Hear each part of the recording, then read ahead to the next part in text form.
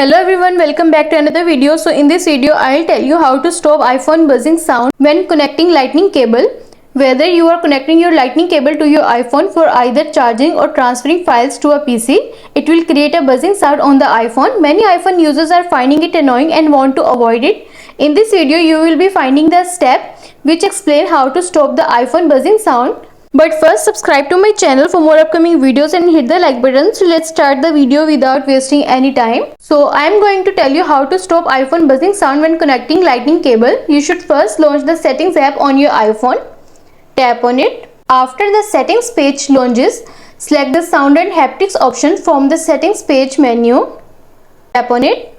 Once you open the sound and haptics page, scroll down to its bottom and disable the system haptics option by tapping on its toggle button.